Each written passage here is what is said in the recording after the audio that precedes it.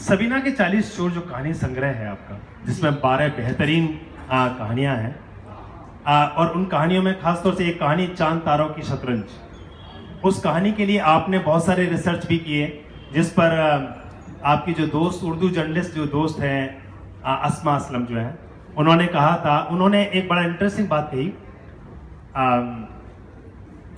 कि आशिकों को बहुत देखा था माशूकों की गली के चक्कर काटते हुए, मगर नासिरा शर्मा पतंगबाजों के लिए गलियों में चक्कर काट रही हैं। और वो खासतौर से इस कहानी के लिए जब वो रिसर्च कर रही थी, इसमें कहां तक सत्यता है? उसने कही थी ये बात, क्योंकि मैं तुर्कमान गेट गई थी और चूंकि वो रहती थी, वो साथ होली थी, तो कहानियां रिसर्च से नहीं लिखी जाती हैं, लेकिन कहानी जो संवेदना के स्तर पे आ जाती है, उसके बाद जो उसमें हकीकत के कुछ पुट आप डालते हैं, तब आपको जानकारी ज़रूरी है। जैसे पतंग में कमान को क्या कहते हैं और उस कागज़ को क्या कहते हैं, कहाँ पे जो है वो मंझा बनता है, कौन कौन से मंझे, इस सब चीज़ों के लिए बहुत मेरे लिए ज़रूरी था कि मैं जाऊं, और बहुत इंटरेस्टिंग रहा उन गलियों में फिरना। यकीनन जिन्होंने पारिजात को पढ़ा है वो जानते होंगे मेरे ख्याल है। और मैं बता दूं आपको, पारिजात में बहुत सारे अमरूदों की बहुत सारी वैरायटीज के बारे में आपको पता लगेगा, खासतौर से पारिजात के अंदर कि कितने कितने तरीके के अमरूद हैं। 3-4 पेज हैं जो कि बाकायदा सफेदा अमरूद, इलाहाबाद का अमरूद किस तरीके से वो लाया गया, कहाँ से आया, जहांगीर के ज़माने में कौन लाया, कैसे, वो तमाम चीज़ें आपको उसमें मिलेंगी इंटरेस्टिंगली। तो मुझे लगता है कि रिसर्च तो होती है हर कहानी को या उपन्यास को वजूद में आने से पहले। नासरा जी उस तरीके की रिसर्च करती है, और ख़ासतौर से पारिजात उपन्यास इस चीज़ का प्रत्यक्ष गवाह है। देखो अशोक, एक बात है, अगर तुम्हारी कहानी ज़मीन से नहीं उपजी है और उस ज़मीन ने, कहानी की ज़मीन ने तुम्हें वो शब्द नहीं दिए हैं, तो फिर बात बनती नहीं है। और इलाहाबाद में अगर मैं सेब का जिक्र करती तो अजीब व गरीब होता, या अंगूर का। और मेरे शौहर जो थे वो कभी कभी मेरा मजाक काफ़ी उड़ाते थे, तो उसमें कहा, बोले कि नासा जी, आप अगर अपना तखल्लुस रख लीजिए ज़ख्मी अमरूद तो आप बहुत मशहूर हो जाएंगे, और एक ख़ास हुलिया से रहा कीजिए आप। तो खैर, अमरूद की नज़ाकत जो है वो एक रात में ढल जाता है, बिजनेस वो कर नहीं पाता है, तो वो एक सिंबॉलिक, एक रूपक था हमारे इलाहाबाद के पूरे मिजाज का। यकीन। मुझे इससे हटके एक सवाल मेरे ध्यान में आ रहा है। कोई भी कहानी कहते वक्त आपके अंदर एक आलोचक बराबर चल रहा हो, एक आलोचना करते हुए उस कहानी का, उस पूरे दौर का, ऐसा मुझे लगता है। तो जब कहानी आप लिखती हैं तो क्या उस आलोचक से बात होती है आपकी, या उस कहानी लिखते वक्त उस आलोचक को थोड़ी देर के लिए दरकिनार कर देते हैं? एक बात मैं तुमसे पूछना चाहती हूँ अशोक, मेरी एक चीज़ पढ़ के तुम 10 किताबें क्यों पढ़ते हो? इसलिए पढ़ते हो कि मेरे ऊपर यकीन नहीं तुम्हें, या मेरे बहाने अपने को एजुकेट करते हो? यकीन, यही बात। और मैं, मुझे खासा तुम परेशान करते हो, लेकिन बहरहाल इस वक्त सवाल कर रहे हो, तुमने मुझे कई बार पढ़ा है मेरी किताबें, तो मैं कहूँगी कि मेरे अंदर कुछ अजीब सख्ती आ जाती है। जितना मैं हंसमुख और आपको दिख रही हूँ, उतनी ही बहुत ही सख्त तानाशाह बन जाती हूँ जब मैं कोई काम कर रही हूँ और उसको परफेक्शन तक पहुँचा रही हूँ। एक अजीब तरह की सख्ती और जालिमाना अंदाज आ जाता है। और मैं आपको कहूँ कि लेखक जो है वो बहुत खुदगर्ज इंसान है। अगर उसका पालन पोषण उसका परिवार न करे, उसको संभाल के ओस की तरह रखे ना, तो पनपना एक लेखक का बहुत मुश्किल है, बहुत मुश्किल है। मुझे खुशी है कि मैं बात यहाँ कर रही हूँ, तालियां उधर बज रही हैं। क्या बात है। कागज की नाव उपन्यास बिहार में रहने वाले उन लोगों के बारे में है जो कि जिनके घरों से कोई न कोई पुरुष खाड़ी देशों में गया है। और जीरो रोड के बाद कागज की नाव में कौन सा विमर्श? मुझे लगता है समाज विमर्श है। मेरी सारी राइटिंग में मानवीय विमर्श है। अब ये देखो कि गांव के मर्द चले जाएं कमाने के लिए, ये दर्दनाक बात किसके ऊपर? हमारी व्यवस्था पे है ना, कि हम अपने ही लोगों का कितना अपमान करते हैं कि वो जा रहे हैं गारा ढूंढने, वो जा रहे हैं किसी ऐसे मुल्क में जिसकी ना तो वो ज़बान जानते हैं, ना उनको खाने में मज़ा आता है, ना उनकी फैमिली करीब है। तो मेरे ख्याल से वो बहुत दर्दनाक है कागज़ की नाव। और इसीलिए मैंने कागज़ की नाव रखा है कि भाई नोट कमाने जाते हो, पीछे बहुत कुछ छोड़ जाते हो, और जो फैमिली छुटती है उसके गम क्या होते हैं, उसकी बर्बादी क्या होती है, बिना मर्द के बच्चों की परवरिश कैसी होती है। वो बहुत ख़ास और बहुत अहम नॉवेल है मेरा। यकीन पारिजात उपन्यास में रोहन की अपनी जड़ों को तलाश करने की भूख और छटपटाहट क्या भारतीय सांस्कृतिक मूल्यों की खोज नहीं है जो उसका एक केंद्रीय बिंदु है? मैं यहाँ अगर बहुत साफ चीज़ें कबूल करूँ तो रोहन तो एक बहाना है। दरअसल मैं सब कुछ खोज रही थी। मैं खोज रही थी ये हुसैनी ब्राह्मण कौन है, और मैं बताना चाहती थी कि आज जो हम लोग आपस में लड़ रहे हैं और एक दूसरे को जलील कर रहे हैं, आप उसको देखिए कि आज से 1400 साल पहले कहाँ दत्त, कहाँ मोहम्मद, ये सब क्या था, ये कौन से रिश्ते थे। और यकीन कीजिए कि पता नहीं मैं कोई ख़ास अंदाज से ही भेजी गई होंगी इस दुनिया को, लेकिन जब मैं हिस्टोरियन को सुनती हूँ तो मेरे दिमाग में एक बहुत ही ठंडा फाया रख दिया जाता है। जैसे उस दिन लोकेश जी इंडो ईरान रिलेशनशिप पे बोल रहे थे, इतनी अच्छी चीज़ें बोल रहे थे कि सिंधु से कैसे हिंदू बना, और कैसे उनके वालिद ने कहा कि हिंदुस्तान का नाम नहीं बदला जाएगा, और ये नाम मुझे इतना खूबसूरत लगता है हिंदुस्तान। लेकिन जब से लोगों ने ये कहना शुरू किया अशोक कि ये हिंदुओं का स्थान है, तब से मैंने भारतवर्ष लिखना शुरू कर दिया। क्योंकि जो हमारे यहाँ रहन सहन है ना, हम एक दूसरे के बगैर नहीं रह सकते। बतौर मिसाल, मैं पाकिस्तान गई थी, बड़े खूबसूरत उर्दू के लफ्ज़ बोले जा रहे थे, लेकिन एक दिन किसी ने एक हिंदी का शब्द बोला, यकीन कीजिए लगा कान में शहद किसी ने टपका दिया। हम नहीं जी सकते एक दूसरे के बिना, हमें आदत पड़ गई है, हमारी मजबूरी भी है और हमारी जिसे कहते हैं खूबसूरती भी है। लेकिन तुम्हें इस तरह का तजुर्बा होता है? लेकिन मुझे लगता है कि हिंदुस्तान सभी की मिलीजुली संस्कृति का एक ऐसी जगह है जहाँ पर कोई एक धर्म, कोई एक जाति, कोई एक संप्रदाय नहीं, सब लोग मिलजुल कर रहने वाले। ये शुरू से ही इसकी संरचना में ही ये है हिंदुस्तान में। तो ये बड़ा आपने कहा कि उस दिन से मैंने भारतवर्ष लिखना शुरू कर दिया। तो जो हिंदुस्तान की बात करते हैं, हिंदुओं का स्थान, वो हिंदू शब्द को मुझे लग रहा है काफ़ी संकुचित दायरे में रख करके उसे रख रहे हैं, जो कि हिंदू अपने आप में जो अगर हम हिस्टोरियंस की तरह लेते हैं कि वो सिंधु प्रांत में रहने वाले सभी लोग, इस पूरे प्रांत में रहने वाले सभी लोग सिंधु कहलाए, वो हिंदू बना, और इस तरीके से सभी के लिए वो आता है। तो वो हिंदुस्तान अपने आप में बड़ा कंपोजिट कल्चर। पत्रकारिता एक ऐसा फील्ड रहा है नासरा जी का, जो कि वाकई जिसकी चर्चा के बगैर नासरा शर्मा का व्यक्तित्व पूरा हो ही नहीं सकता। आपका जो रचनात्मक लेखन है उसके साथ साथ पत्रकारिता के इस तरह के काम में जाने की जो प्रतिबद्धता है, वो कब और कैसे बनी? बनी तो ईरान के इनकलाब से थी, ना कोई प्लानिंग थी ना कोई बात थी, और ये कहाँ से रिपोर्टिंग जैसा कुछ निकला, कुछ रिपोर्टाज जैसा निकला।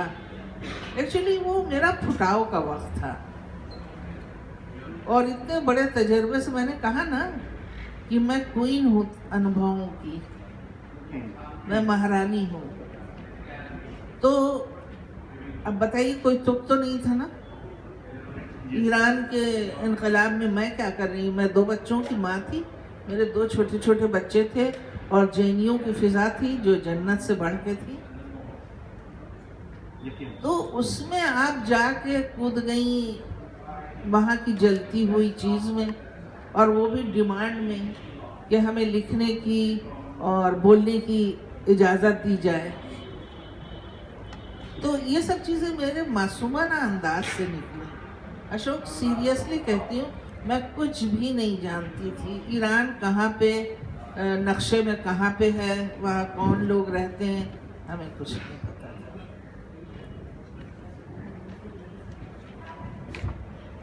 रमानी कैंप में बंद ईरानी कैदियों और उनके जो ईरानी जो कैदी थे वो दरअसल बच्चे थे। जान के हैरत होगी कि वो बच्चे 9 साल से लेकर के 14, 15, 16 साल तक के बच्चे जो कि युद्ध में लड़ने के लिए उनको प्रेरित किया गया था, उनको बंदी बनाया गया। और उनके साथ जो आपका इंटरव्यूज हुए, आपने उनसे जब बातचीत की, तो उसमें ऐसी कौन सी खास बात है जो कि आपको लगता है कि जो आपके जहन से उतरती नहीं? देखिए, उसका असर तो बहुत बुरा पड़ा था। जब मैंने बंदियों को देखा था कि छोटे छोटे बच्चे और 8 साल के, 10 साल के, और उनके पैर नहीं हैं, हाथ नहीं हैं, तो वहाँ से जिसे कहते हैं नींद पागल से मैं आई थी। और मिसेस गांधी को मैंने ख़त लिखा था कि आप किसी तरह ईरान इराक वॉर बंद करवाइए। और फिर कुछ इराकी बच्चों को लेके मैं दिल्ली के सारे स्कूलों में गई थी कि बच्चों, तुम इस लड़ाई को बंद करवाओ, क्योंकि तुम्हारे साथी जो हैं वो जेल में हैं। और आपको मैं बताऊं कि वो बच्चे किस बुरी तरह मानसिक रोगी थे। क्योंकि जब उन्होंने मुझे देखा था तो अव्वल तो बोल नहीं रहे थे, और उसके बाद जो उन्होंने बातें की थी कि आप औरत नहीं है, आपसे बात हम नहीं कर सकते, आपकी कमर खुली है, आपके बाल खुले हैं, आप अमेरिकन हैं, तो उससे जो बेइज्जती का एहसास हुआ था वो आज तक नहीं भूली, आज तक नहीं। कि छोटे छोटे बच्चे मैं कहें कि मैं ख़राब औरत हूँ, क्योंकि मैं हिंदुस्तानी लिबास में थी, वो मेरा लिबास था, मेरे बाल खुले हुए थे। तो उसके बाद मेरी इस रिपोर्ट के बाद फ्रेंच जर्नलिस्ट ने जब उसको टीवी पे दिखाया तो करीब 100 के करीब बच्चे जो हैं वो लौटाए गए। और अभी ईरान ने 35 साल बाद एक एनजीओ ने मुझसे कहा कि आप यहाँ आइए और उस लड़के से बात कीजिए जिसने आपसे कहा था कि आप अच्छी औरत नहीं हैं, वो अब बड़ा हो गया है और उसके छोटे छोटे बच्चे। तो इस तरह के तजुर्बे जो हैं वो बहुत ही दर्दनाक। दरअसल इन सब चीज़ों को मेरे ख्याल है जहाँ फव्वारे लहू होते हैं उसमें हम बिल्कुल तफसीलवार पढ़ सकते हैं, खूबसूरती के साथ वो हैं उसके अंदर।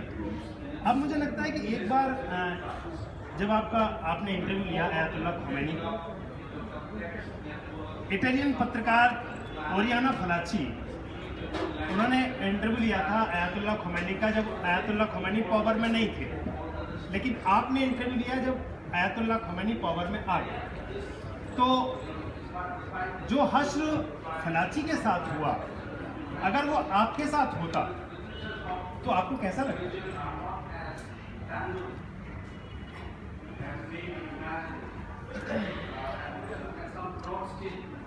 एक्चुअली पता नहीं क्यों ये सवाल मैं आप लोगों से भी पूछूंगी, और अशोक तुम्हारे जहन में आए तो ये जवाब देना। ईरान को लेके एक ख़ास क्लास, इंटेलेक्चुअल क्लास बहुत ज़्यादा हिंदुस्तान में इंटरेस्टेड है। या ये कहो कि हम लोगों की हिस्ट्री एक है, या जो भी कहो। पंडित नेहरू ने तो अपनी किताब में बड़ी खूबसूरती से लिखा भी है कि चने की 2 दाल जो बांसुरी बजाते हुए एक उधर चले गए एक उधर आ गए। और पता नहीं क्यों मेरी पहचान जो शुरू में बनी वो यही थी कि वही नासरा शर्मा ईरान वाली, और लोगों ने बहुत इंस्पायर किया कि तुम ईरान पे लिखो, ईरान पे लिखो। तो बस सवाल क्या था मैं कराची के साथ जो हश्र हाँ, आयतुल्लाह तो खुमैनी। जब मैं ईरान जाने लगी दूसरे उसमें शाम के पीरियड के बाद, तो एक कम्युनिस्ट साहब थे जो एम्बेसी में काम करते थे, ईरानी थे। उन्होंने कहा अगर तुम्हें काम करना है तो याद रखना कि ये एशिया का मुल्क है और तुम्हें अपना वहाँ पे एक माहौल बनाना है। इस तरह की कोई हरकत नहीं करना है जो हिंदुस्तान का नाम नीचा करे। ये एक ईरानी मुझे सलाह दे रहा है। और अगर तुम्हें वहाँ पे दोस्ताना माहौल पैदा करना मौलवियों के बीच में, तो तुम कुरान शरीफ ले लो और अगरबत्ती ले लो, जहाँ जाओ वो पेश कर दो। तो उस ज़माने में सऊदी अरेबिया में बेहद खूबसूरत जो थे वो कुरान शरीफ छापे थे, और वो कई बक्से हमारे यहाँ आ गए, और उसको लेके मैं ईरान पहुँच गई।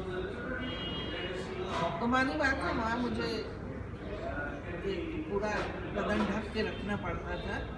तो जब मैं जाती थी तो एक तो हिंदुस्तान की इज्जत, हिंदुस्तान से प्यार, हिंदुस्तान से प्यार, हिंदुस्तान की इज्जत, उससे ये हुआ कि जैसे ही मैं कुरान शरीफ मौलवियों को देती थी और अगरबत्ती देती थी जो उनकी कमज़ोरी थी, तो रास्ता अपने आप खुल गया।